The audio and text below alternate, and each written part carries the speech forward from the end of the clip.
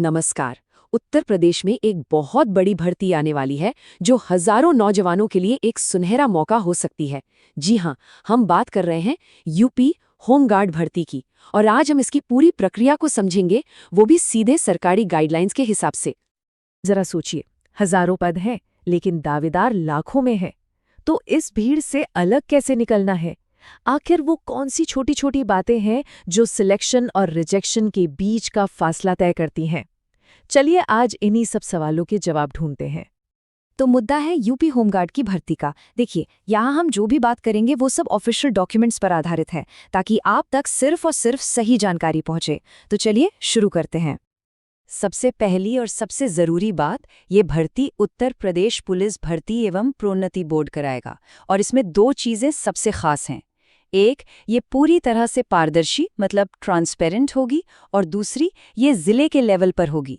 इसका मतलब ये हुआ कि मौका आपके अपने ही ज़िले में है, कहीं दूर जाने की ज़रूरत नहीं। चलिए अब आते हैं सबसे पहले सवाल पर कि क्या आप इस भर्ती के लिए अप्लाई भी कर सकते हैं या नहीं। एलिजिबिलिटी क्राइटेरिया को समझ लीजिए पहला गेट है। तो देखते हैं कौन कौन ये गेट पार कर सकता है। यहाँ पर 3 बहुत ही सीधी सी शर्तें हैं। पहली, आपकी उम्र 18 से 30 साल के बीच होनी चाहिए। दूसरी, आपने कम से कम 10वीं पास की हो। और तीसरी, आप उसी जिले के रहने वाले हों जहां के लिए आप अप्लाई कर रहे हैं। बस इतना ही है। अच्छा, यहाँ एक छोटी सी बात पर खास ध्यान देना है। 10वीं पास का मतलब है कि आपके हाथ में पास का सर्टिफिकेट होना चाहिए। अगर आप अभी 10वीं का एग्जाम दे रहे हैं या रिजल्ट का इंतजार कर रहे हैं, तो आप अप्लाई नहीं कर पाएंगे। ये बिल्कुल साफ है। और ये भी समझ लेना जरूरी है कि कौन कौन अप्लाई नहीं कर सकता। अगर किसी पर कोई क्रिमिनल केस चल रहा है, या किसी को सरकारी नौकरी से निकाला गया हो, या फिर कोई पहले से ही किसी सरकारी नौकरी में है, तो वो लोग इसके लिए योग्य नहीं माने जाएंगे। उम्र की बात करें तो जनरल कैटेगरी के लिए ये 18 से 30 साल है। हाँ, जो लोग ओबीसी, एससी, एसटी कैटेगरी से हैं या भूतपूर्व सैनिक हैं, उन्हें सरकारी नियमों के हिसाब से उम्र में कुछ छूट भी मिलेगी।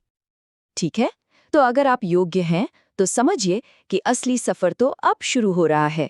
ये सिलेक्शन प्रोसेस 4 पड़ावों का एक सफर है, और आपको हर पड़ाव को पार करना होगा। तो ये है वो 4 स्टेज। सबसे पहले होगी एक लिखित परीक्षा, फिर आपके डॉक्यूमेंट्स चेक होंगे और आपकी नाप तौल होगी।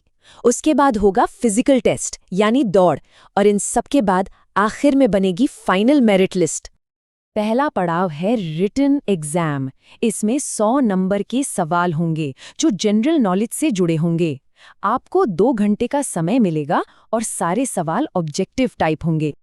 जैसे ही आप एग्जाम दे देंगे तो आपके नंबरों में कुछ बोनस अंक जोड़े जाएंगे, अगर आपके पास कोई स्पेशल क्वालिफिकेशन है तो।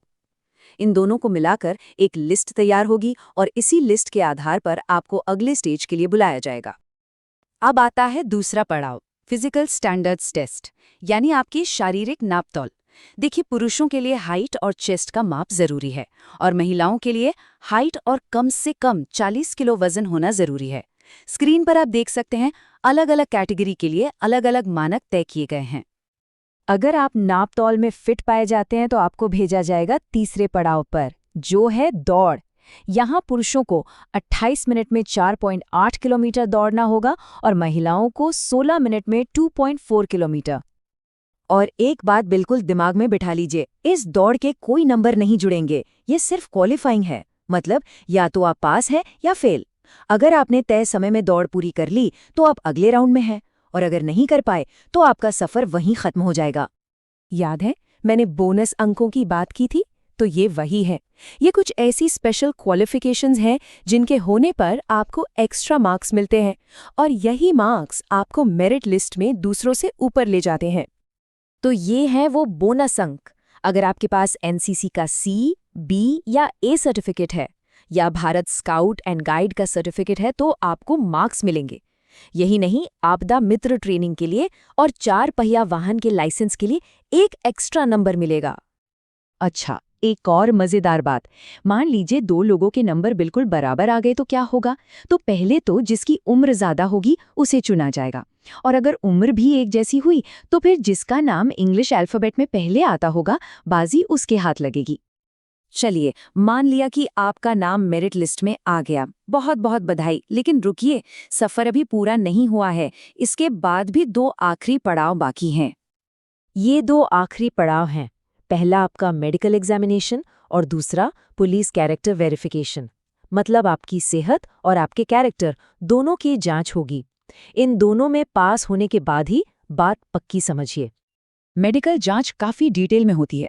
इसमें आपकी आंखों की रोशनी, सुनने की क्षमता और कोई शारीरिक समस्या जैसे नॉक नीज या फ्लैट फीट तो नहीं है, ये सब कुछ चेक किया जाता है। मकसद ये पक्का करना है कि आप ड्यूटी के लिए पूरी तरह से फिट हैं। तो ये था भर्ती का पूरा सफर, शुरू से लेकर आखिर तक। चलिए अब फटाफट उन सबसे ज़रूरी बातों को एक बार फिर से दोहरा लेते हैं जो आपको हमेशा याद रखनी है। ये 4 बातें गांठ बांध लीजिए। पहली, भर्ती सिर्फ जिले के हिसाब से है। दूसरी, दौड़ के कोई नंबर नहीं है, उसे सिर्फ पास करना है। तीसरी, फाइनल लिस्ट आपके रिटन एग्जाम और बोनस मार्क्स को जोड़कर बनेगी। और चौथी और सबसे ज़रूरी बात, इस भर्ती में कोई वेटिंग लिस्ट नहीं होगी। तो अब रास्ता बिल्कुल साफ है और मंजिल भी सामने है। सवाल सिर्फ एक है, क्या आप इस चुनौती को स्वीकार करने के लिए तैयार हैं? याद रखिए, सही जानकारी और कड़ी मेहनत, यही 2 चीज़ें हैं जो आपको वर्दी तक पहुंचा सकती हैं।